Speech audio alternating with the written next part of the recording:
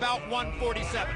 Let's go to Michael Buffer. Good afternoon and welcome to the official weigh-in for tomorrow night's big fight here at the MGM Grand of Las Vegas. It's the main event tomorrow night, brought to you by Top Rank Incorporated and MD Promotions. First onto the scales from Palm Springs, California. His record, a perfect one. 28 fights, 28 victories, including 12 knockouts. He is the challenger, and he is the undefeated light welterweight champion of the world, Timothy Desert Storm Bradley.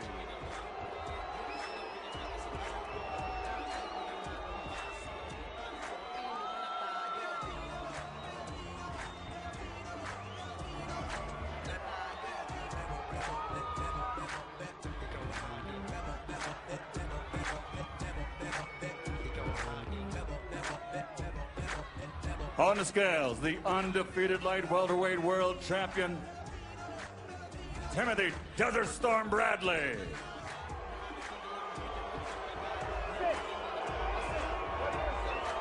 $146.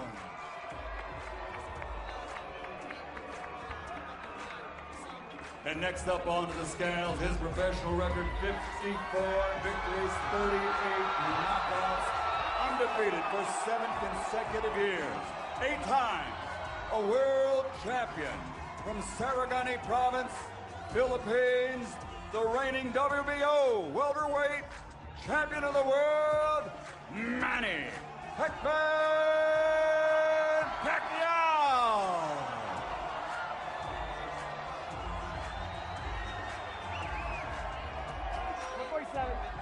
147 pounds for the reigning and defending WBO champion, the Pac-Man, Manny Pacquiao.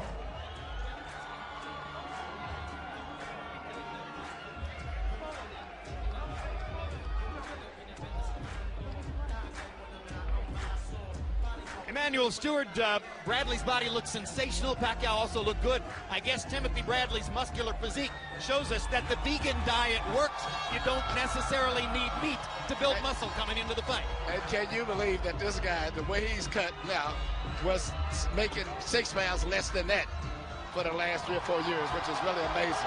But I think he's a big guy that just sweated down to get to that weight. But it's amazing to see that how he could have ever fought lighter than that. They both look in excellent condition. He appears to have put on a lot of muscle in the shoulders and the chest. I think we can suspect that his legs will be very strong as well. Yes, he's going to be very, very strong physically all the way around. He's been doing physical training and lifting weights since he was about 8 years old. World champion, Manny Pacquiao.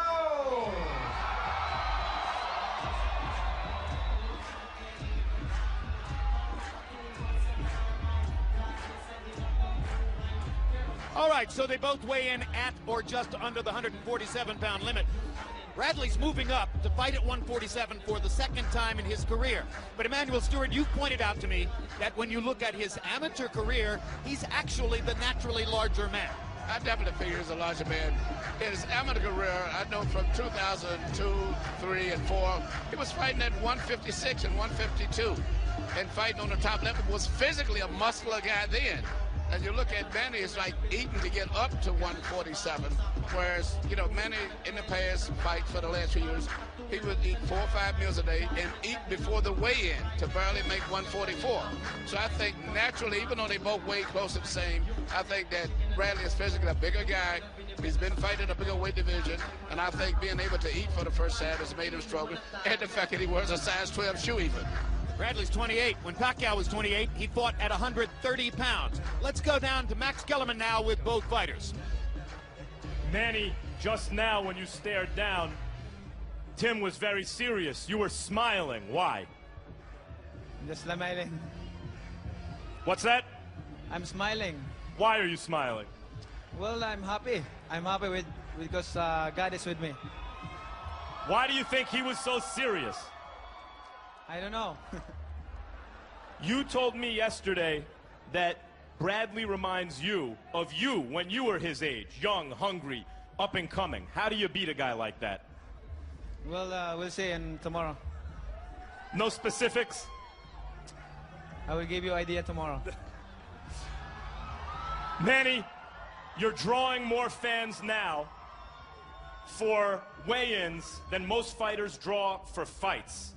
What do you want to say to these people who show up for your weigh-ins? I want to thank to all the fans. Especially, first, I want to thank God for the strength that He gave it to me today and a good health. And I want to thank all the fans who came here to show the support. And I see you tomorrow on the fight. Do you think that your experience in these kind of situations with all the lights and the fans helps you here? Tim's never been in this situation. Well, I'm so happy because we're here now and the win, and tomorrow is the fight. Thanks, champ. Tim, you were mean mugging him during the stare down. You look very serious now. Why? I'm ready for war. I'm ready for war. It don't matter. Don't matter getting the booze. It don't matter. I've been here before. But you haven't been in this situation before. What's this like? None of these people in here is going to be in the ring. And none of these people in here is going to be in the ring with Manny Pacquiao. It's just going to be me and Manny at the end of the night. I imagine part of dreaming of a super fight is dreaming of this kind of attention. Do you have any reaction to it at all? Doesn't bother me at all. At all. Bring it on. The more the merrier, baby. I'm set out to prove everybody wrong, baby. Not everybody, Tim. There are people in the media picking you and upsets in the air among kind of boxing insiders. Why do you think that is? Because they know how hungry and determined I am, baby. Look at my physique, baby. Look at how I look. I trained extremely hard for the fight. And they going to see tomorrow, baby, why I belong at this level. Thanks, Tim. Jim? All right, thanks very much, Max. Emmanuel, baby, let's take a look at your keys to victory for both fighters now. And starting with Tim Bradley, who is obviously so determined and pumped up, what must he do to win the fight? I know this sounds a little confusing offhand, but he has to put a lot of pressure on Manny and then still be in a position to counterpunch a lot after Manny misses and gets off balance, which he does often, as Marquez exposed. And Manny is such an anxious fighter that he punches with so much intensity, oftentimes he gets his legs crossed. And he has to try to gradually wear Manny down by making Manny fight in the times when Manny likes to dance around, do his little Mike Tyson kind of bob and weave.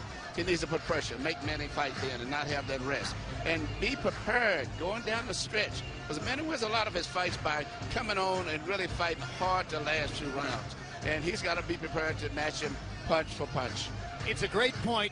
In fact, if Juan Manuel Marquez had won the 12th round on the Dave Moretti scorecard in the fall, that fight would have been a draw. It became, in effect, a one-point Pacquiao win, and I think he won it because he continued to pursue and pressure and throw punches all the way to the end of the fight, when, as you pointed out, Marquez took his foot off the gas in the last 3 rounds. What must Manny do to win the fight tomorrow night? For Manny to win the fight tonight, Manny, first of all, got to punch with full authority when he punches. You know, he's not going to hit Bradley as easy as everybody seems to think. He's got to continue the way he used to when he first came on the scene, punching through his target, not landing to the target. And he's got to make sure that after his combinations, he don't go straight back. Because he gets out of balance a lot and he goes straight back. If he does that, Bradley's going to come right to him and catch him after he finishes his combination. And that means don't stop looking at admiring your work after you throw your punch, because Bradley will still be there. And going down the stretch, he's better be prepared, because I think it's going to be a long fight. And not get wrapped up in all this hype that's going on. He's going to run out and knock Bradley out right away. Be prepared for a long, tough fight. We've got about 1 minute left. There's a widespread perception among boxing writers and other media that the new Manny Pacquiao, a guy who smiles during the stare down and wants to project love to everybody, isn't going to be nearly as violent a fighter in the ring. When a guy makes a change in his personal life, does it also show up in the ring? I think in this case it may be, because, you know, he's very passive. I even looked at the way he spoke tonight. What made Manny Pacquiao was that animalistic type intensity he fought at, much like with Mike Tyson.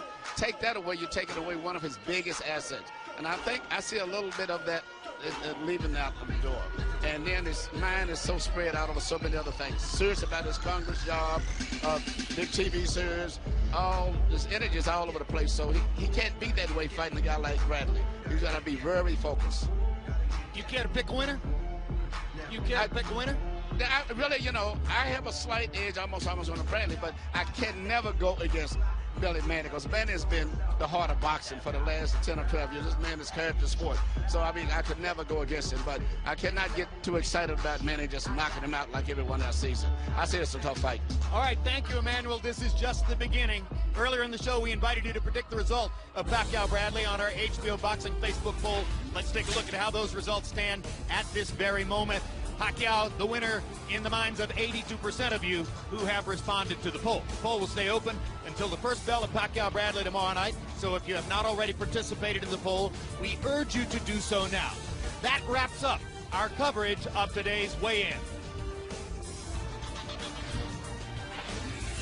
If you missed any of 24/7 Pacquiao-Bradley, we will replay the first 3 episodes tonight, beginning at 6:30 p.m., leading up to the premiere of the series finale at 8 p.m. Join us on HBO 2 tomorrow from 4 to 8 p.m. Eastern for unprecedented Pacquiao-Bradley three-fight coverage. At 8 p.m. Eastern, switch over to HBO's main channel and join me, Max Kellerman, and Emmanuel Stewart for Fight Day Now, a 1-hour program packed with guests, interviews, features, and in-depth analysis. It all leads up to the highly anticipated showdown between Manny Pacquiao and Tim Bradley, coming to you live tomorrow night on HBO pay-per-view. So now, on behalf of Max Kellerman, Emmanuel Stewart, and the entire HBO Sports team, I'm Jim Lampley, saying thanks for watching, everybody.